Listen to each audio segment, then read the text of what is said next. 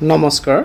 অসমৰ মাননীয় মুখ্যমন্ত্ৰী ডক্টৰ হিমন্ত বিশ্ব শৰ্মাৰ সভাপতিত্বত যোৱাকালি তেওঁৰ কাৰ্যালয়ত ৰাজ্যৰ শিক্ষাখণ্ডৰ সৈতে জড়িত বিভিন্ন বিষয়ক লৈ কেইবাখনো গুৰুত্বপূৰ্ণ বৈঠক অনুষ্ঠিত হয় আৰু বৈঠকসমূহৰ যি ফলাফল আশাপ্ৰদ বুলি আমাৰ বিভিন্ন সংস্থাৰ ফালৰ পৰা হওক বা মুখ্যমন্ত্ৰীৰ এক্স হেণ্ডেলত তেখেতে যি শ্বেয়াৰ কৰিছে সেইফালৰ পৰা হওক আমি জানিব পাৰিছোঁ। সম্পূৰ্ণ বাতৰিটি আপোনালোকৰ বাবে লৈ আহিছোঁ। কাইণ্ডলি ভিডিঅ'টি শেষলৈকে চাব।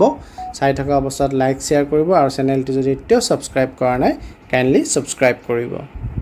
তেখেতৰ প্ৰথমখন বৈঠক অনুষ্ঠিত হৈছিল আদৰ্শ বিদ্যালয় সংগঠনৰ সৈতে আৰু এই বৈঠকত তেওঁ যুৱ মনৰ মাজত বৈজ্ঞানিক দৃষ্টিভংগী গঢ়ি তোলাৰ গুৰুত্বৰ ওপৰত গুৰুত্ব আৰোপ কৰে। তেওঁ বিজ্ঞান আৰু গণিত মেলা আয়োজন কৰা, AI অভিমুখিতা প্ৰদান কৰা আৰু পৰিৱেশ বিষয়ত মনোনিৱেশ কৰাৰ প্ৰস্তাৱ আগবঢ়ায়। অসম মহাবিদ্যালয় শিক্ষক সন্থাৰ সৈতে হোৱা আলোচনাৰ সময়ত মুখ্যমন্ত্ৰীয়ে মহাবিদ্যালয় শিক্ষকসকলৰ সামগ্ৰিক বিকাশ সুনিশ্চিত কৰাৰ বাবে চৰকাৰে গ্ৰহণ কৰা পদক্ষেপসমূহৰ ওপৰত আলোকপাত কৰে। তেওঁ শিক্ষকসকলক আশ্বাস দিয়ে যে চৰকাৰে সকলোকে সন্তুষ্ট কৰিব পৰা সমাধানৰ লক্ষ্যৰে ছুটী আৰু গ্ৰেড পে'ৰ সৈতে জড়িত তেওঁলোকৰ দাবীৰ সন্দৰ্ভত ইতিবাচক পন্থা গ্ৰহণ কৰিব।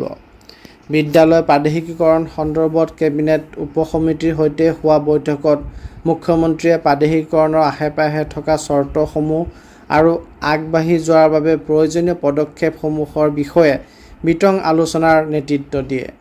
এই প্ৰক্ৰিয়াৰ সৈতে জড়িত তথ্যৰ বৈধকৰণ ক্ষীপ্ৰতাৰে কৰিবলৈ তেওঁ বিষয়াসকলক নিৰ্দেশ দিয়ে। মুখ্যমন্ত্ৰী মহোদয়ে গোটেইকেইটা বৈঠকত আলোচনা মিলিত হোৱাৰ পাছত শিক্ষা বিভাগক লৈ এক আশাপ্ৰদ বাৰ্তা দিছে। তেখেতে তেখেতৰ এক্স চেনেলত লিখিছে, আমি এনে এক শিক্ষা ব্যৱস্থা গঢ়ি তোলাৰ বাবে প্ৰতিশ্ৰুতিবদ্ধ হৈ আছোঁ যিখন শক্তিশালী, দক্ষতা আৰু নিয়োগ যোগ্যতাক মূল কেন্দ্ৰবিন্দু হিচাপে একত্ৰিত কৰা আৰু সকলো অংশীদাৰৰ প্ৰয়োজনীয়তা পূৰণ কৰা।